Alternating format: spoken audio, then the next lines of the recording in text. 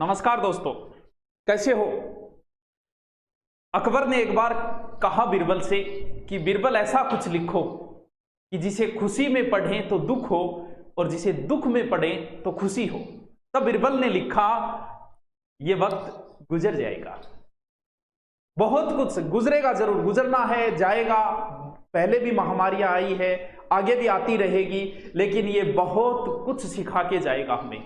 आज जो दूसरा स्टेज जो आया है, ये जो दूसरी लहर आई है, इसे डॉक्टर लहर नहीं, इसे सुनामी बोल रहे हैं। इसे आज पूरा का पूरा देश जो है वो इससे लड़ने के लिए खड़ा है। आज हमारी सेनाओं ने मोर्चा संभाल लिया है। आज हमारी सेनाओं ने अपने उपयोग के लिए जो सिलेंडर ऑक्सीजन ले रखे थे वो मानव सेवा के लिए बांट दिया, क्योंकि मानव सहोदरा सर्वे न मानव पतितो भवेत, मम दीक्षा मानव रक्षा मम मंत्र समानता। आज पुलिस के जवान जो चप्पे चप्पे पे खड़े हुए, आज उद्योगपतियों ने अपने उद्योग के लिए जो ऑक्सीजन प्लांट बना रखे थे उनमें सिर्फ इसलिए कि मानव सेवा के लिए लगा दिए।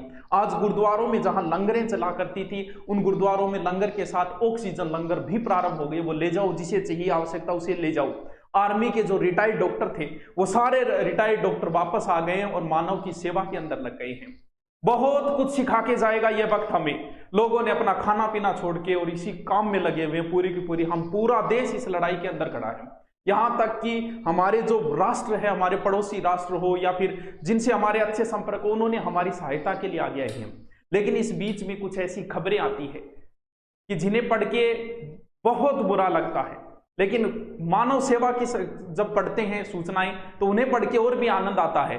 मैं सुबह एक खबर पढ़ी है और पढ़ के इतना अच्छा लगा, ऐसा लगा कि ये वो भारत है जो हम किताबों में पढ़ते हैं। मैं नारायण भाऊराव को प्रणाम करता हूं, उनको भगवान उन्हें अपने चरणों में जगह दे। देखिए उन्होंने क्या कहा। ऐसे लोग तब लगता है कि ये देश जो है, इस देश में कभी दानवीर कर्ण भी हुए होंगे और इस देश में कभी भामाशाह भी हुए होंगे। जब ऐसे लोगों को देखते हैं तब लगता है, लेकिन बीच में जब खबरें सुनते हैं बड़ा अफसोस होता है। इसके बीच में हमने हिंदू मुसलमान बना दिया इस चीज को, इसे हम कांग्रेस बीजेपी बना के छोड़ दिया। इसे हमने कालाबाजारी शुरू कर दी। हमने दुकानों वाले कालाबाजारी के लगे हुए हैं और सिलेंडरों की, अरे कुछ लोगों ने तो सिलेंडर एडवांस है, जिनकी अच्छी चलती है, जिनके पास पैसे हैं, उन्होंने सिलेंडर जो है बिना जरूरत लेके रख दिए। बोल भी जरूरत पड़ सकती है, अरे जरूरत तो हो सकता है कफन की भी पड़ जाए, वो भी ले लो। बांसड़े की भी जरूरत पड़ सकती है, लठ की भी जरूरत पड़ सकती है। 3 ले आओ, 3 बहुत है, 2 साइड में लगे, एक को काट के आगे पीछे लगे, उसकी भी जरूरत पड़ सकती है।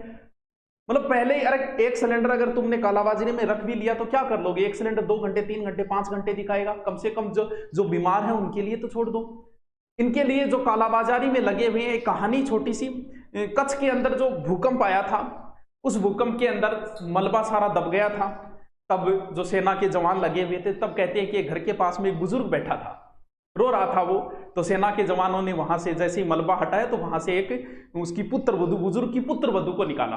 वो मर चुकी थी, उसने गहने पहन रखे थे, वो सारे के सारे गहने निकाल के बुजुर्ग को दिए। उसने कहा कि मुझे नहीं रखना। तो बोले भी रख लो आपके गहने। बोल नहीं, मुझे गहना नहीं रखना है, आप ले जाओ इसे।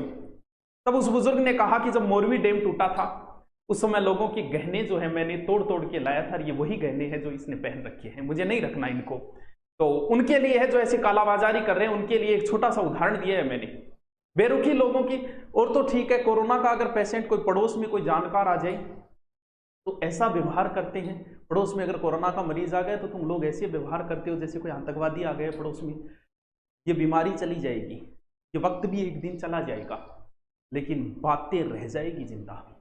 पड़ोसी, ये बीमारी तो 2 4 6 महीने की है, लेकिन वो पड़ोस जो है वो 100 साल का है, उम्र भर का है पड़ोस। उनसे पूछिए, उनसे पूछने से बीमारी नहीं आएगी। अगर आप उनसे पूछते हो कोई समस्या तो नहीं है, आपके खाने पीने की कोई समस्या है तो हमें बताइए, अरे उनसे इस तरीके का व्यवहार करते हो तुम लोग, वो इस बात को, कोरोना बीमारी को भी भूल जाएंगे, लेकिन तुम्हारी उस बेरुखी को वो कभी नहीं भूल पाएंगे। इस माहौल के अंदर इस तरीके की हरकतें कहां तक सही है? तुम्हें क्या लगता है अगर आप पूछ लोगे तो आपकी कोरोना हो जाएगा?